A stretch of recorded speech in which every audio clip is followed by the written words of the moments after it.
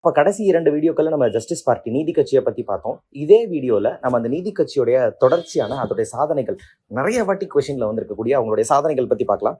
நான் இங்கே நிறைய நம்பர்ஸ் போட்டு வச்சிருக்கிறேன், நிறைய வருடங்கள் போட்டு வச்சிருக்கிறேன். அந்த வருடங்களை கனெக்ட் பண்ணி நம்ம வரிசையாக இதை பார்த்தோம் அப்படின்னா நமக்கு இந்த கொஷின் அப்படின்றது மிஸ் ஆகாது. நிறைய வாட்டி வந்திருக்குது. ஃபர்ஸ்ட் 1920, 21, 22 இவங்க வந்து கவர்மெண்ட் ஆர்டர் அரசாணையை பிறப்பிக்கிறாங்க.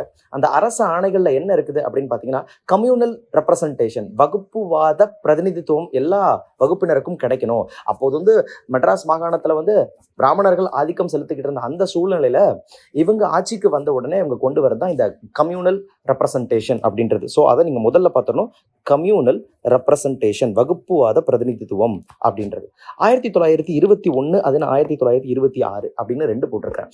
அப்ப இப்போ நடைமுறையில வந்து பெண்களுக்கு வந்து நிறைய முன்னேற்றங்கள் கொண்டு வரணும். இப்ப விடியல் பயணம் திட்டம் கூட கொண்டு வந்திருக்கிறாங்க.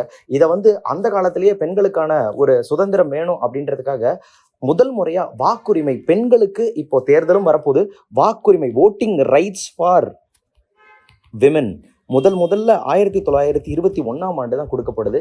இதன் விளைவாக தான் பாத்தீங்க அப்படின்னா அம்மையார் முத்துலட்சுமி ரெட்டி வந்து 1926ஆம் ஆண்டு சட்ட மேலவை உறுப்பினராக மாறியிருப்பாங்க. முத்துலட்சுமி அம்மையார் 1926ஆம் ஆண்டு. இதையும் ஞாபகம் வச்சுக்கணும். அடுத்து 1922, 1925 அப்படின்றது என்னன்னு பார்த்தோம்னா, 1922 ஒரு மசோதாவானது கொண்டு வரப்படுது. அது என்ன அப்படின்னா, ஹிந்து ரிலீஜியஸ் என்டவுன்மெண்ட் ஆக்ட், அதாவது இந்து அறநிலைய சட்டம் இருக்கு இல்லையா, அதை முதல்ல கொண்டு வராங்க. ஹிந்து ரிலீஜியஸ் என்டவுன்மெண்ட் பில் அப்படின்றத கொண்டு வராங்க. அது 1925ஆம் ஆண்டு சட்டமா மாறுது. இதுவும் நமக்கு கேள்விகள்ல கேட்கப்பட்டிருக்காங்க. அதுக்கப்புறம் 1922 என்ன பண்றாங்க அப்படின்னா, மெட்ராஸ் மாகாணத்துல இருக்கக்கூடிய தொழிற்சாலைகளுக்கு உதவும் வண்ணம் ஒரு இண்டஸ்ட்ரியல் எய்டு ஆக்ட கொண்டு வராங்க. இண்டஸ்ட்ரியல் எய்டு ஆக்ட், சரியா? இங்க இருக்கக்கூடிய தொழிற்சாலைகளை ஊக்குவித்து பொருளாதாரத்தை பெருக்கும் நோக்கத்தோட இண்டஸ்ட்ரியல் இங்க இருக்கக்கூடிய தொழிற்சாலைக்கு உதவும் வண்ணம் ஒரு சட்டத்தை கொண்டு வராங்க 1928. அடுத்தது 1924 நம்ம எல்லாருமே இன்னைக்கு ஓடிக்கிட்டு இருக்கிறது இதை நோக்கி தான்.